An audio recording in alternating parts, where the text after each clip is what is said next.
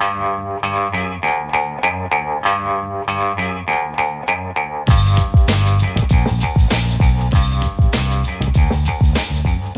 Lehrer on WNYC, and to end the show every day during the membership drive, we're talking about all the animals that New Yorkers love and care for in your homes, your pets.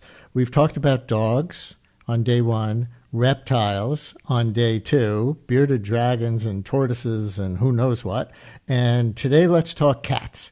Those sometimes aloof, sometimes purring, sometimes playful, often sleeping, furry creatures. Maxwell Branch, Vice President of Programs at Flatbush Cats, joins us to talk about what they need to thrive. Hey, Max, welcome to WNYC. Hi, Brian. Thanks so much for having me on and for talking about pets. All right, here's where we're going to start. What do you think is the biggest misconception about cats?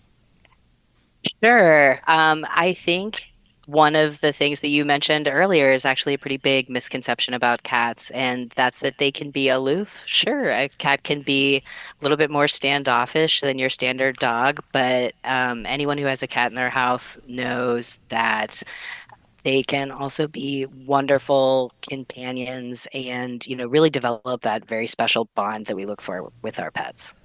Unlike dogs that we all see on the street all the time attached by leashes to their humans, pet cats in the city are almost indoors. Now, I know people who live in the country who have both indoor cats and what they call outdoor cats, but in the city, it's, almost universally indoor cats. Are the cats cool with that, or would they rather get out, even on a leash if necessary? Sure.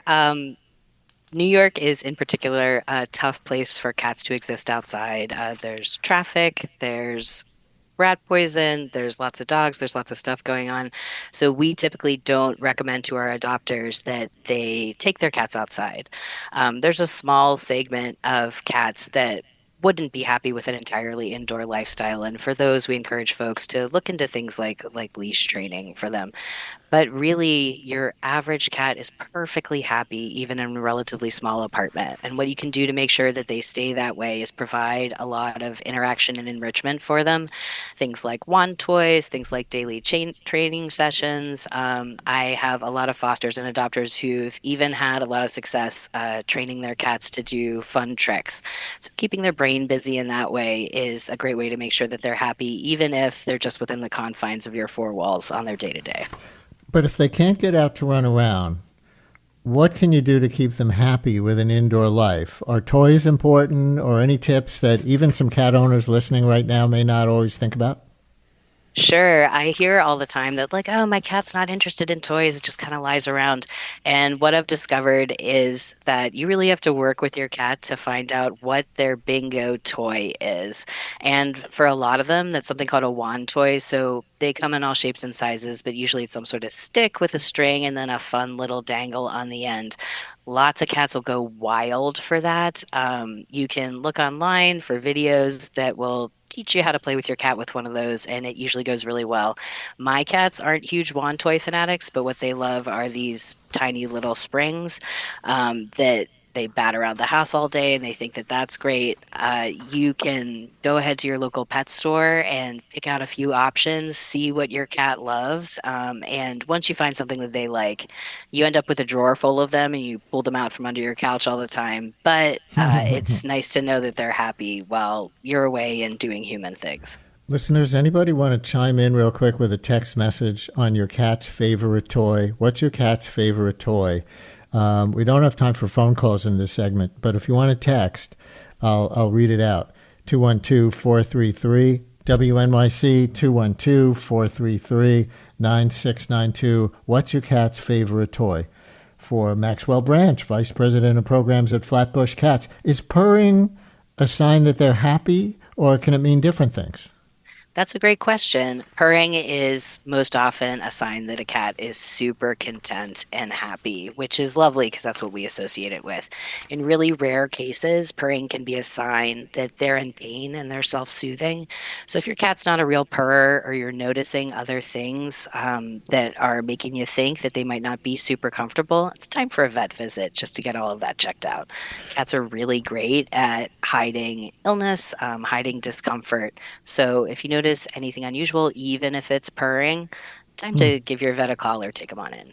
If you follow cat owners on social media, you'll often see references to their making biscuits. That phrase, making biscuits. So for the uninitiated, what does that refer to? Sure, it's something pretty cute, and yes, you do see it on social media a lot, where your cat will take its little paws and kind of knead into something soft, ideally a blanket, sometimes less ideally, and they can get a little pointy. That's again sort of like a content, self-soothing behavior. We see it in particular with cats that were separated from mom too early. So they're exhibiting the same kind of behavior they would when they were nursing, and that's a movement that they carry on through to adulthood. Oh, here they come, all these texts. You ready for a few? Of Cat's course. favorite toys, jumping up at the shadows I made on the wall, crumpled paper ball. Me, the cat's favorite toy, somebody writes. Me. Tin foil balls everywhere. Sure. Those little Sure. sparkly pom-poms. My cat loves the pumpkin. I guess it's the pump of the Jergens lotion. I can imagine that makes quite a mess. And For the somebody else wrote cat video games. Is there such a thing? Yeah, you can actually download those on your iPad or your iPhone or whatever tablet you have. I haven't been able to get my cats interested in them. I've tried a lot, but there'll be like a little fish or a mouse on the screen and they'll bat at it.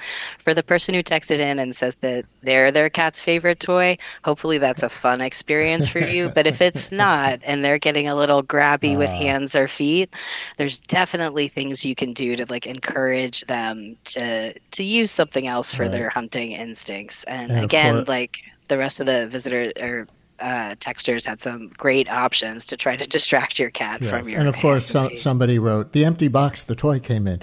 Thanks to Maxwell Branch, Vice President of Programs at Flatbush Cats, for all this great feline info. Awesome. Thanks, Brian.